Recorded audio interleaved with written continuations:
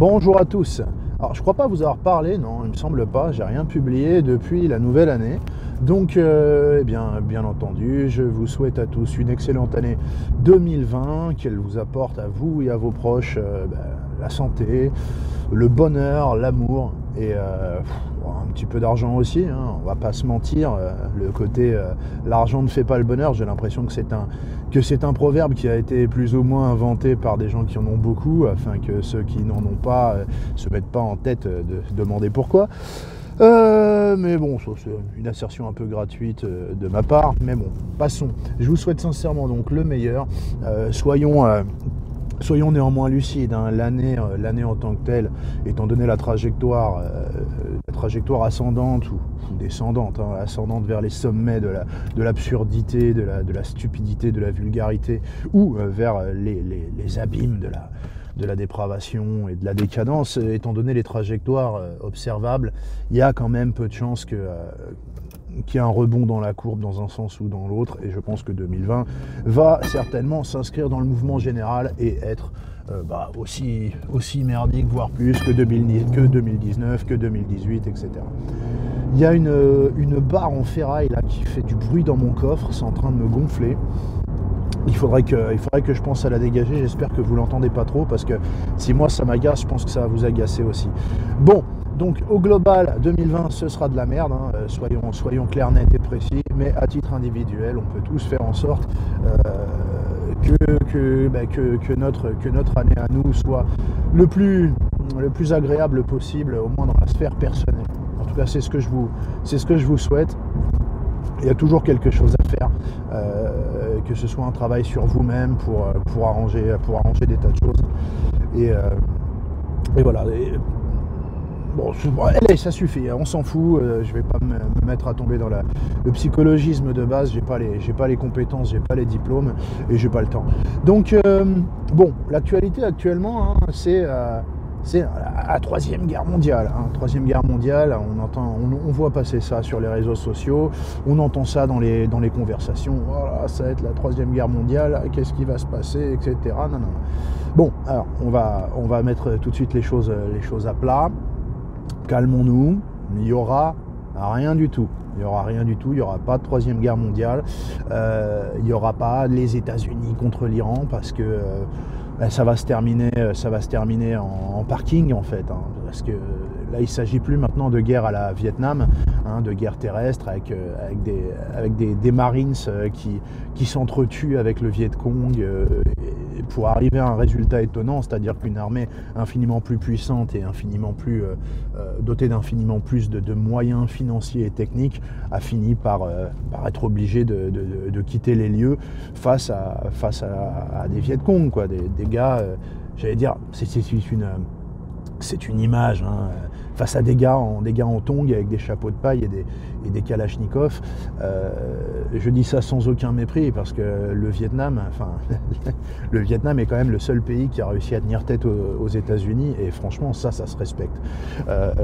Donc là, il n'y aura pas de guerre mondiale contre l'Iran. C'est-à-dire que s'il y avait une guerre contre l'Iran, ce serait une guerre tout court, une guerre qui serait courte mais intense, comme dirait Pierre-Yves Rougeron.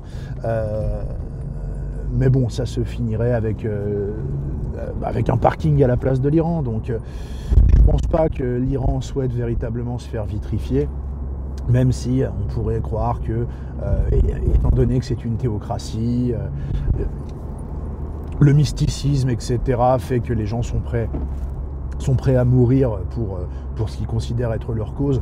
Je pense pas, en fait. Je pense pas que les hommes de pouvoir iraniens souhaitent la vitrification terminale de leur pays. Ils ont des postes confortables. Je suppose qu'ils apprécient le pouvoir qu'ils ont sur leur pays, et je ne suis pas convaincu qu'ils aient envie de mourir. Peut-être sacrifier une partie de leur population, pourquoi pas. Je veux dire, tous les dirigeants, là c'est pas contre les Iraniens que je dis ça, mais quasiment tous les dirigeants sont prêts pour leur délire personnel, pour leurs ambitions, à sacrifier tout ou partie de leur peuple. Je veux dire, en France on en est là, et on en est là dans de nombreux pays, mais je ne pense pas qu'ils soient prêts à mourir, ces dirigeants. Et là, honnêtement, dans le cadre d'une conflagration avec les États-Unis. Je pense qu'il, même s'il survivait, il survivrait pour régner sur un champ de ruines radioactif. Hein, je crois que c'est exclu. Alors, on va me dire, oui, mais Conrad, attends, tu te rends pas compte, c'est pas seulement la guerre contre l'Iran, c'est que là, on arriverait sur la réalisation des théories de Sam Huntington, là, je crois que c'était Sam, enfin, ouais, de Huntington, la conflagration de la société, des sociétés occidentales, du monde occidental avec le monde musulman, etc. Les gens qui pensent ça, parce qu'on le voit, oui, mais si les musulmans, par un jeu d'alliance et de solidarité, se liguent tous ensemble contre les États-Unis avec l'OTAN, il entraînerait l'ensemble de la civilisation occidentale, déjà, pas seulement la civilisation occidentale, il y a aussi, dans l'OTAN, il y a aussi la Turquie. La Turquie est aussi un pays musulman, vous voyez, donc c'est pas si simple que ça. Et puis surtout, l'Iran, si je ne dis pas de sottises, c'est un pays dont la population est chiite, hein, si je ne me gourre pas. C'est 20% de la population musulmane mondiale qui est chiite, me semble-t-il. 80% qui restent sont sunnites. Je ne crois pas qu'il y ait une affection tellement profonde entre les chiites et les sunnites, et là je suis dans l'ironie la plus totale quand j'utilise ces périphrases, qui fasse que les musulmans se mobilisent dans leur globalité en solidarité avec l'Iran. C'est pas vrai. C'est pas vrai du tout. Ça va pas arriver, c'est-à-dire que des pays sunnites, des pays chiites vont certainement pas aller. Enfin, je dis peut-être des bêtises, mais il me semble pas que ce soit logique et automatique que des musulmans sunnites aillent se battre pour protéger un pays chiite. Vraiment, ça me semble pas logique. Alors après, il y a ceux qui croient dans les théories un petit peu religieuses de l'affrontement final entre les juifs et les musulmans. Et là, c'est le même principe, même si on peut considérer que l'État d'Israël a des capacités militaires et techniques très supérieures et tactiques très supérieures à celles des pays musulmans. Je veux dire, il y a quand même une question de nombre. Là, on va faire simple. On va admettre que la totalité des musulmans sunnites fassent bloc avec les chiites. On serait sur 1 milliard de personnes. Et on va admettre que l'intégralité de la diaspora juive dans tous les pays où elle se trouve rejoignent Israël pour entrer dans l'armée. On est sur combien de personnes? 500 millions, je sais pas, je dis peut-être 50 millions, ouais, ou 70, quelque chose comme ça, difficilement plus. Donc vous allez faire une guerre mondiale avec un rapport de 1 contre 100 dans les camps belligérants. Vous ne ferez pas une guerre mondiale avec ça. Mais bon. Tant mieux, parce que je n'ai pas du tout envie de ce genre de conneries. Vous voyez, j'ai ni envie de mourir pour les États-Unis, ni envie de mourir pour l'Iran, franchement, qui règlent leurs problèmes entre eux. Mais ça donne l'occasion, voilà, d'entendre ce genre de trucs, et surtout de révéler pas mal le secret des cœurs de pas mal de gens, hein, qui se cachent de moins en moins, des gens qui sont dans notre pays, hein, d'accord, dans leur pays en théorie, hein, mais qui sautent sur l'occasion et qui expliquent voilà, pas moyen que je me batte pour un pays qui a massacré mes ancêtres, etc. Dans ces cas-là, je me casse au bled. Ok, ouais, je comprends. Donc, je comprends, pas de problème. Donc, ce pays a massacré tes ancêtres. Tu te casseras au bled si jamais il y a une guerre et que la France est impliquée. Mais pourquoi tu ne prends pas les devants, en fait? Pourquoi tu ne prends pas les devants pour être en cohérence un petit peu avec ce que tu penses de ce pays qui ne mérite pas que tu le défendes, qui mérite que tu l'abandonnes dès que la guerre mondiale mettra fin au versement de la CAF, hein? Pourquoi tu prends pas les devants et te barres dans un pays qui n'a pas massacré tes ancêtres, en fait? D'accord? Parce que, je veux dire, au bout d'un moment, ces gens-là, fermez vos mouilles. Si vous n'êtes pas dans le pays que vous aimez, si vous êtes dans un pays que vous détestez à ce point que vous ne le défendriez pas, malgré tout ce qu'il a fait pour vous, contrairement au pays que vous idéalisez, parce que qui a soigné le cancer de votre grand-mère le mieux possible? C'est pas l'Algérie, c'est pas la Tunisie, c'est pas le Congo, c'est pas le Sénégal, les gars, c'est pas vrai. Qui vous a appris à lire, à écrire, hein, pour ce que certains en font d'ailleurs? Est-ce que ça valait le coup? C'est pas non plus le pays natal de vos parents, c'est la bonne France. Qui a aidé vos parents avec des allocations familiales, et tout comme n'importe qui, hein, d'ailleurs, tout comme n'importe qui en a besoin, de n'importe quelle couleur de peau qu'il puisse être et de n'importe quelle origine. Qui a fait ça? C'est l'Algérie qui vous a envoyé de quoi vivre ou pas, hein, la prime de Noël, etc. À un moment ou à un autre, faut être cohérent en fait. Si ça vous semble impossible d'accepter de défendre un pays parce que vous avez des griefs contre lui, je veux dire, la dignité serait de ne pas accepter de bouffer la soupe qu'il vous offre. Moi, j'appelle ça de la dignité, mais après, la dignité, je pense que c'est comme l'intelligence, c'est comme la décence. C'est pas forcément ce qui a été le mieux distribué sur Terre. Il y a des gens vraiment qui sont bouffis à la fois d'arrogance, d'indignité et d'hypocrisie, que ça dérange pas de rester tout en crachant comme ça en permanence dans la soupe. Ces gens sont insupportables, indignes, et vraiment,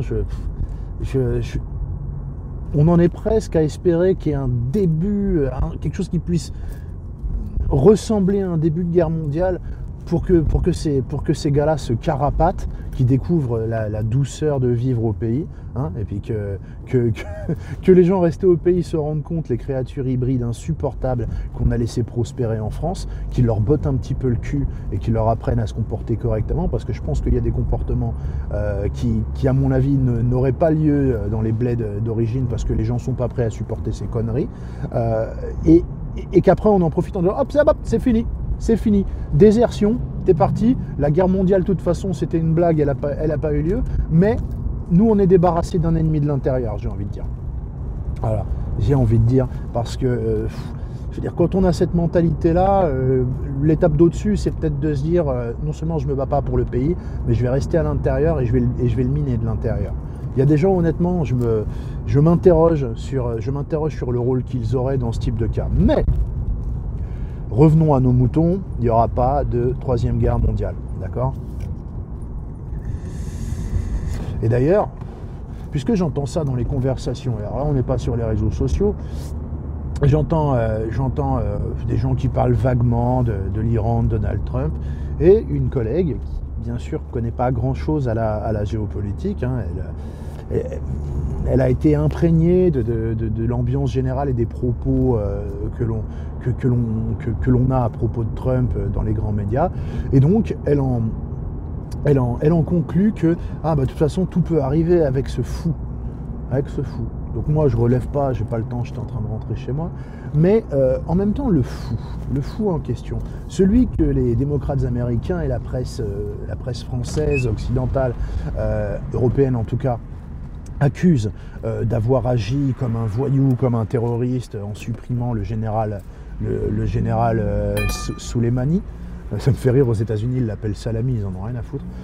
Le général Soleimani, qui était deuxième, je crois, dans l'organigramme du gouvernement iranien, en dessous du chef suprême, l'ayatollah, aurait agi Trump aurait agi comme un cinglé, voilà, comme la brute dont on a toujours su qu'il en était une. Hein, oh là là, il est tellement irresponsable, tellement fou, c'est un assassin, c'est un criminel qui risque de nous précipiter dans la Seconde Guerre mondiale, dans la Troisième Guerre mondiale, etc. Ouais, sauf que là, on en est à quelques attaques de drones de Trump, hein, suppression de... comment il s'appelait Al-Bakr al-Baghdadi, ou un truc comme ça, Boubacar al-Baghdadi, je ne sais plus comment c'était son prénom, chef suprême de l'État islamique. On a quand même trouvé des gens pour pleurnicher, hein. Aux États-Unis, ils ont été débunkés. Non, ce n'est pas vrai, al-Baghdadi n'a pas pleuré, n'est pas mort comme un chien, etc. On a des gars, ils sont allés essayer de défendre l'honneur de al-Baghdadi, chef de Daesh. Le syndrome de dérangement anti-Trump perce le plafond, là. On est très très haut.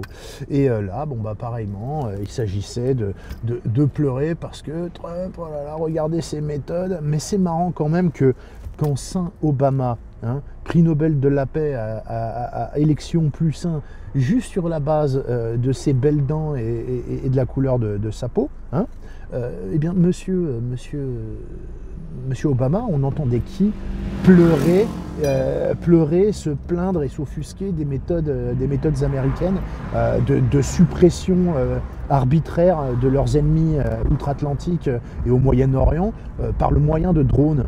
Je veux dire, les drones Predator, il a éliminé des tas de gens aussi, ce gars-là. Mais par contre, c'était Saint Obama, donc il n'est pas question de remettre... écoutez, oui, il a fait exactement la même chose, mais quand même, vous reconnaîtrez que Obama, il a quelque chose en plus. Il a le groove, il est black, et il a vraiment un très beau sourire. Voilà. Je veux dire, voilà, c'est ridicule en fait, c'est ridicule, ces gens ont l'indignation à géométrie variable. Combien de pays il a bombardé Trump, parce que je crois qu'on en est à plus de 300 000 bombes balancées par Obama pendant ses 2 mandats. 300 000 bombes, je dis peut-être des bêtises, c'est peut-être plus. Des dronages de gens. Mais il avait carte blanche pour le faire. Parce qu'il avait la bonne gueule, il était du bon côté, déjà du bon côté de l'axe politique, il était démocrate, d'accord ? Il était démocrate, il était black, il était prix Nobel de la paix, il parlait bien, il était sexy, il dansait bien. Et c'était suffisant. C'était suffisant parce que c'était un allié, un allié objectif et idéologique des gens qui étaient amenés à commenter ça. Les médias parisiens, les médias européens, etc. Trump, il n'a rien fait de plus que ce type-là. Simplement, c'est le méchant ogre orange. Et quoi qu'il fasse, de toute façon, ce sera pire qu'Obama. Même si Obama, finalement, en a fait 20 fois plus, 100 fois plus. Mais au final, il fait des tweets à l'emporte-pièce, Trump. Là. Il avait dit qu'il allait taper 52 sites en Iran. Ok, il avait dit qu'il allait taper 52 sites en Iran, y compris des sites culturels. Ce qui, moi, m'avait pas mal dérangé, parce que taper 52 sites militaires, si vraiment il y a une confrontation militaire, ça me semble logique. Je veux dire, une fois que vous avez supprimé l'appareil militaire, vous n'avez plus besoin de bombarder le pays, en théorie, si vous voulez être pragmatique. Mais des sites culturels, ça me semble être quelque chose d'inacceptable. J'ose espérer que même si on en vient là, les États-Unis ne se comporteront pas comme ça, parce que c'est comme ça que se sont comportés les talibans qui ont fait péter les Bouddhas géants. C'est comme ça que se comportait Daesh à Idlib, des cités archéologiques avec des trésors d'architecture et d'art ancien. Enfin, c'est détruire l'histoire d'un peuple, détruire ses monuments, c'est horrible. Enfin, détruire sa population aussi, bien entendu, mais détruire son architecture, détruire son histoire, c'est ignoble en fait. C'est ignoble, ce sont des comportements de barbares. Et je pense que les États-Unis ne devraient jamais s'abaisser à ça. Et alors vous allez me dire, ouais, mais c'est quoi ce pro-américanisme primaire, etc. T'as l'air de dire que c'est tout ce que les États-Unis pourraient faire de mal. Non, les États-Unis, on les a toujours vus bombarder des pays, d'accord, de faire du carpet bombing, etc. Et que vous le vouliez ou non, ça fait longtemps qu'on n'a pas un président américain qui n'a pas fait ça pendant tout son mandat, d'accord. Et là, Trump, que des gens qualifient de fou, il y en a qui le comparent à Hitler, etc. Trump n'a pas fait ça. Il n'a pas déclenché de guerre. Et même après la riposte de l'Iran sur les bases irakiennes où étaient logées des troupes américaines, même après ça, il a réitéré ses menaces, mais il n'a pas contre-attaqué. Il n'a pas mis sa menace à exécution. Alors, bien sûr, on peut dire, voilà, c'est une couille molle, il tweet plus vite que son ombre et après il assume pas. Mais alors, attendez, qu'est-ce que vous vouliez ? Vous auriez voulu qu'il assume? Vous auriez voulu que pour porter ses couilles et pour passer pour un homme à poigne, il détruise l'Iran? Hein? Ah ouais, c'est pas Hillary qui est passée.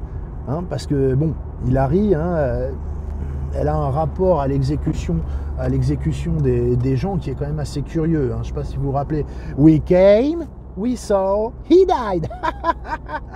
Hein, qui se marrait, etc. Alors après, elle avait éliminé Ben Laden. Bon, je comprends qu'on soit pas trop contrit d'émotion et de circonspection et de respect quand on parle du fait d'avoir éliminé Ben Laden.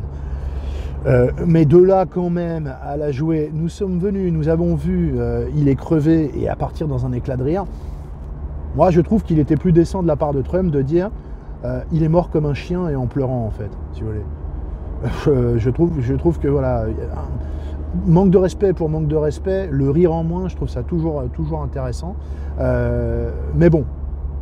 Après, bon, c'est vrai que sur Oussama Ben Laden, moi, ça m'a quand même bien fait rigoler cette histoire de on l'a enterré selon le rite musulman avec en le jetant à l'eau, quoi. Parce que c'était quoi, du coup, la prière qu'on a récitée là pour l'enterrer dans l'eau, là Allah 1, Allah 2, Allah 3, pouf, enfin, qu'est-ce que c'est que ce délire? Je veux dire, moi je suis bien désolé, j'ai interrogé des collègues musulmans, des copains musulmans, ils n'ont jamais entendu ça, hein. Ils n'ont jamais entendu ça quand ils enterrent une grand-mère, un oncle ou quoi que ce soit. Personne prend la bagnole jusqu'à Marseille pour jeter les gens dans l'eau, hein. Personne appelle le cousin qui a un permis bateau en disant ouais, bon bah voilà, on a besoin de jeter quelqu'un dans l'eau, ça n'existe pas. Donc bon, cette histoire de Ben Laden, honnêtement, je suis très circonspect à ce sujet, hein, sur le fait qu'il soit mort aujourd'hui ou sur le fait qu'il soit mort ce jour-là. Ça me semble vraiment très louche, mais j'en ai pas grand-chose à carrer non plus.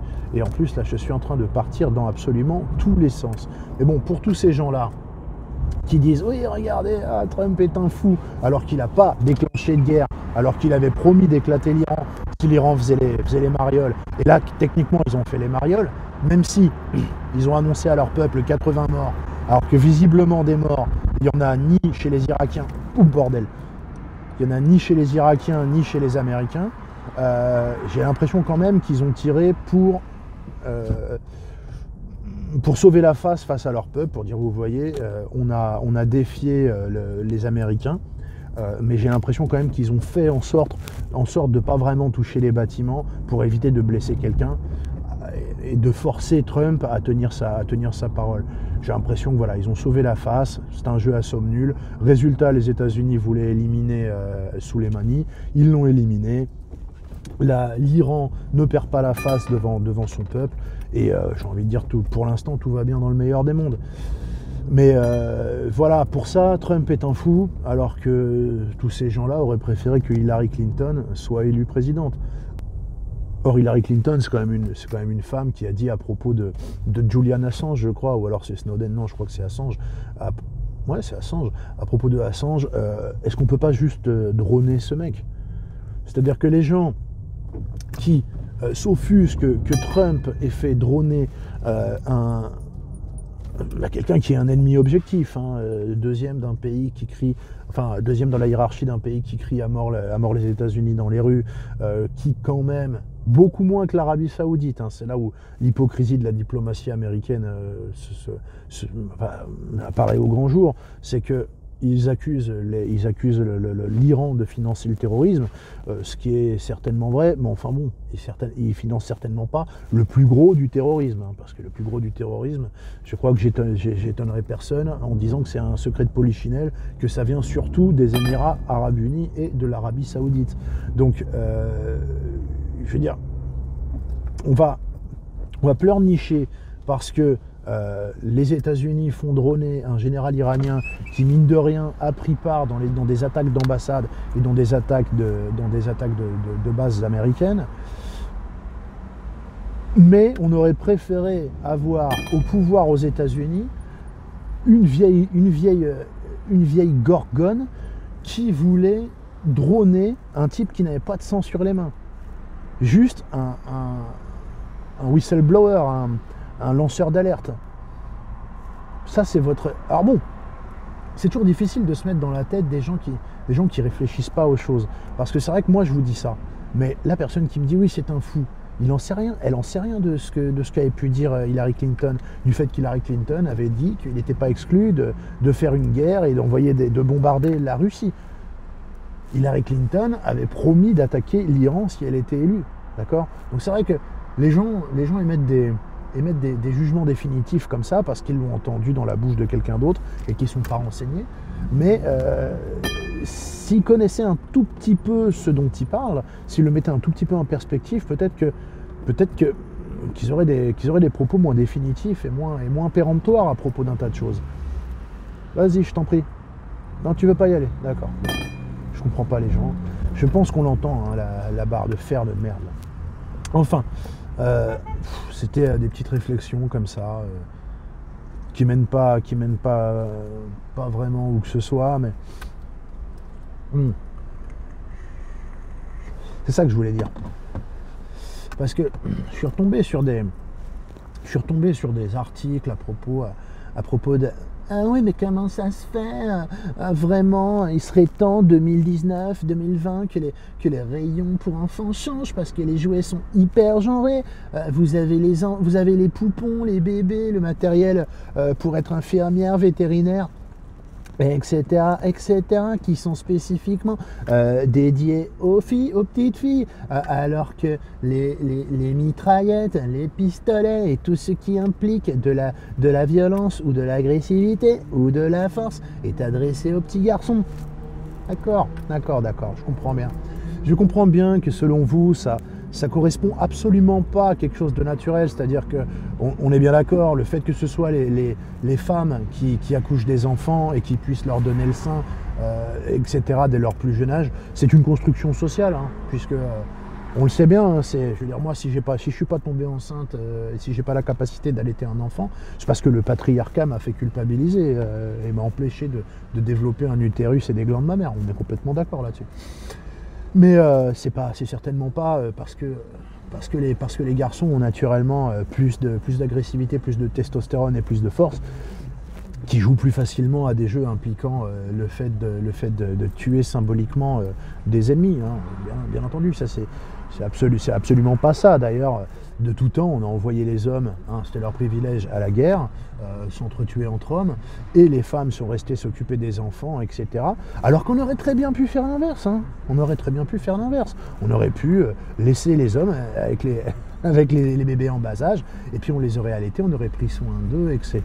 On aurait soigné les guerrières courageuses blessées, qu'on aurait envoyées en masse.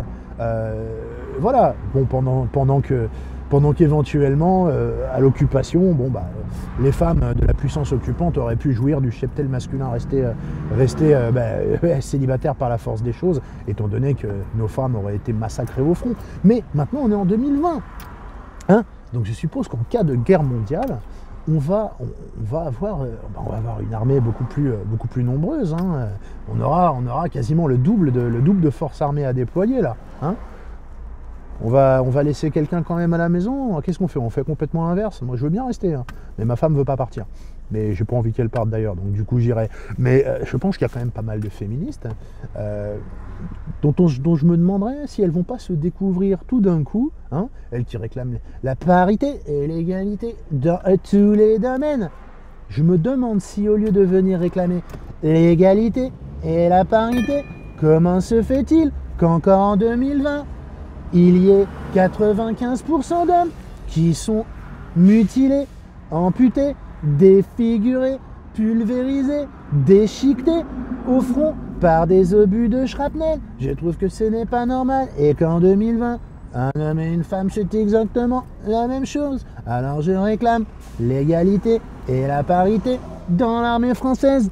L'égalité doit être totale. Mais moi je pense qu'il y a pas mal de féministes, au lieu de venir réclamer ça, en fait elles vont se découvrir une soudaine passion pour les tâches ménagères et il n'y aura pas besoin de leur demander pour qu'elles aillent me faire un sandwich.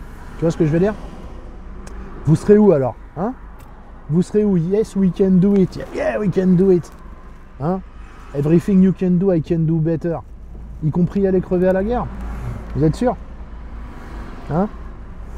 Sûr que vous avez envie? Ou alors vous allez nous laisser ce privilège, hein? Encore une fois, hein, c'est dans l'hypothèse de la Troisième Guerre mondiale, qui n'arrivera pas, en tout cas pas pour l'instant. Moi je crois plus aux guerres civiles qu'aux guerres mondiales. En termes de probabilité, ça me semble beaucoup plus simple. S'il y a vraiment un affrontement entre l'Iran et les États-Unis, ce sera un truc indirect, voilà, par pays interposé, et encore, j'ai envie de dire, que dalle. Comme dans l'hypothèse précédente, avec les gens de double nationalité qui n'attendent que la fin des versements par les systèmes sociaux pour trahir leur pays, enfin leur pays, hein, leur pays de papier et de bénéfices pour le trahir ou juste pour déserter. J'attends juste, je me dis juste, faudrait la faire cette blague-là. Dire allez hop, hop, hop, on va réquisitionner les hommes et les femmes et on va voir qui c'est qui va s'en réjouir et qui va dire ah, je vais enfin pouvoir prouver au monde qu'il n'y a aucune différence entre un homme et une femme et que vraiment maintenant ça y est, les hommes sont plus privilégiés, hein. Parce que pour réclamer la parité dans les postes à responsabilité, sous-entendu un peu dans les postes Afrique, hein, on est d'accord, dans les postes Afrique, là il y a du monde. Là, il y a du monde. Mais pour réclamer la parité, comme je l'ai déjà dit, pour aller récurer les fosses sceptiques, hein, parce que les plombiers, appelez un type qui bosse dans les cuves sanitaires et toutes ces saloperies. Pas les gens, hein, le boulot, moi, j'aimerais pas le faire. Moi, j'aimerais pas ça. Mais je vais dire, je serais très étonné que vous ayez une femme qui débarque. Hein.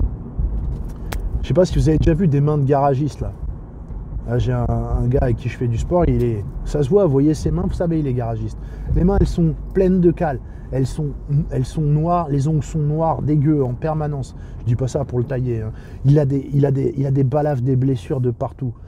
Et je suis pas sûr que, si vous voulez, s'il n'y a pas de femme qui s'esquinte les mains dans les moteurs, etc., dans les garages et carrosseries, je suis pas complètement sûr que c'est parce que les filles sont refoulées des CAP mécaniques, etc. Par le machisme ambiant. C'est peut-être parce qu'elles n'ont pas envie de faire ça, en fait, si vous voulez. Hein, je vais dire oui, effectivement, il y a beaucoup plus de jouets d'établis, de bricolage, etc. qui sont proposés aux petits garçons qu'aux petites filles. Et les petites filles, on leur propose plus des choses qui sont autour des soins, autour d'infirmières ou même cuisinières. Ça n'empêche qu'il y a plein d'hommes qui cuisinent, mais on s'en fout, c'est pas la question. Mais sur les établis, sur tout ce qui est bricolage, machin. Moi, j'étais l'autre jour, j'étais allé chercher mon courrier et je vois un groupe de bonnes femmes. En fait, c'était des voisines au-dessus. Elles étaient autour d'une voiture qui visiblement avait un pneu crevé. Elle forçait comme elle pouvait pour essayer de démonter les écrous de la roue. Excusez-moi, je suis pas super moi non plus doué en bricolage, mais elle forçait, elles y arrivaient pas. Il y en a une qui fait salut. Bon, je vais voir. Enfin, elle a crevé, etc. On n'arrive pas à dévisser la roue. Eh ben, vous voyez, rien que ça, pour dévisser la roue, j'ai dû foutre tout mon poids, toute ma force, parce que des écrous de bagnole, des écrous de roue de bagnole, s'ils sont sur une roue depuis 5-6 ans, eh ben, ça rouille un peu, c'est super serré, c'est vissé avec des espèces de gros tournevis de garage, et les bonnes femmes, elles n'arrivaient pas, elles s'y mettaient à deux, elles n'arrivaient pas à pousser sur la croix des vis écrous, et elles ont dit quoi? Elles ont dit heureusement qu'il y avait un homme dans le voisinage qui n'était pas au boulot, parce que j'étais pas au boulot. C'est-à-dire qu'elles étaient conscientes qu'il y avait quand même besoin de la musculature, de la force d'un homme pour dévisser un putain de boulon. Et c'est peut-être pas pour rien. D'accord? Alors, je suis bien d'accord avec vous. La règle n'est pas absolue. Il y a des bonnes femmes qui sont plus musclées, plus grosses, plus balèzes que moi. Mais je suis désolé, c'est une femme sur 100, d'accord?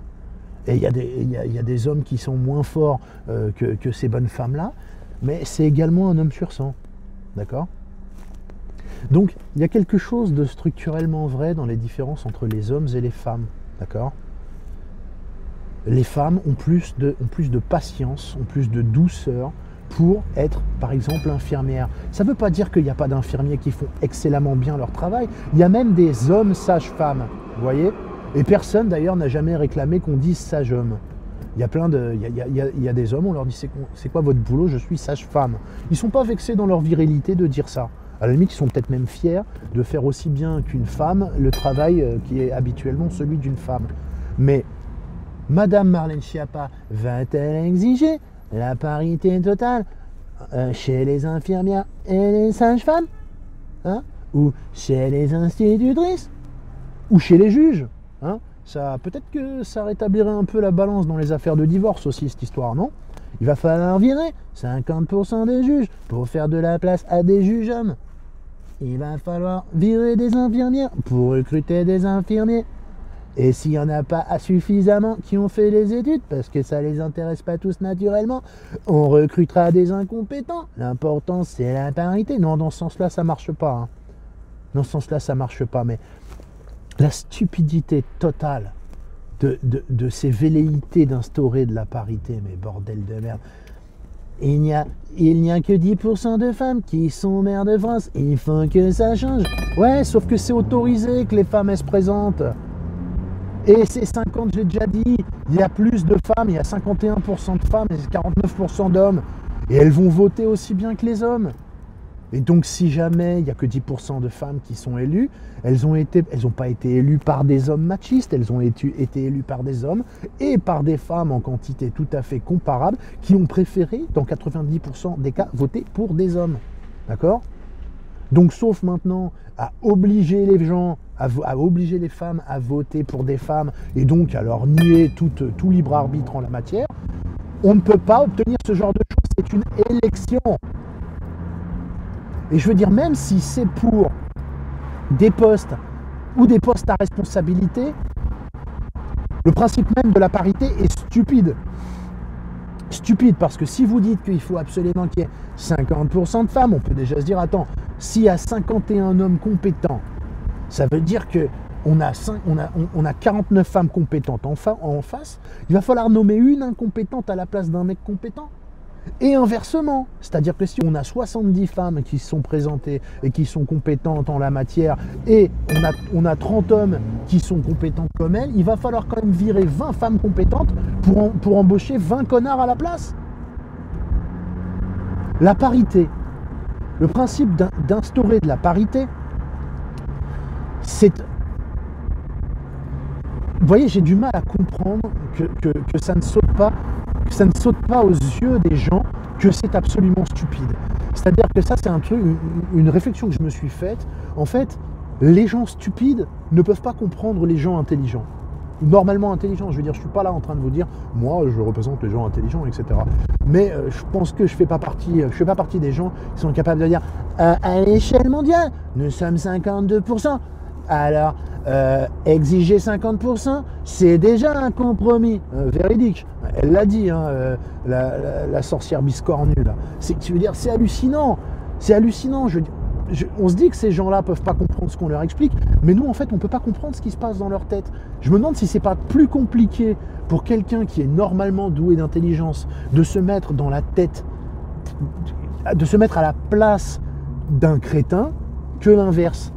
Parce qu'en fait, le crétin, je pense qu'il ne peut pas vraiment se rendre compte qu'il est stupide et qu'il a affaire à quelqu'un dont il ne cerne pas la réflexion parce qu'il est trop con. C'est difficile de se rendre compte qu'on est con. Il y a déjà l'ego. Et en plus, il y a la capacité d'analyser un petit peu, de se remettre en cause, de faire un peu d'introspection et de dire « Ah, mais en fait, je suis con. En fait, je suis con. » Je sais, je me suis rendu compte en discutant avec Pavalek. Pavalek a essayé de me parler de physique quantique. Pavalek, c'est une tronche. Et là, je me suis dit, voilà, j'ai mes limites. J'ai mes limites dans certains domaines. En physique quantique, je ne comprends pas ce qu'il est en train de me dire. Il a eu la gentillesse de m'expliquer en long, en large et en travers. Je capte pas, voilà, je capte pas. J'ai la capacité de m'en rendre compte, si vous voulez. Je pense que si j'étais con, je me dirais pas, voilà, je suis limité à ce niveau. Je dirais, il m'a mal expliqué, ou alors, ouais, de toute façon, c'est des conneries. J'ai allé regarder Cyril Hanouna, je suis pas là pour me prendre la tête, quoi. Vous voyez ? Mais bon, de toute façon, on va arrêter. Je suis arrivé au taf. Je ne sais pas si je vais garder cette vidéo parce que c'est le bordel, ou alors je la laisserai, je la supprimerai un petit peu plus tard. Et puis je vous dis à bientôt.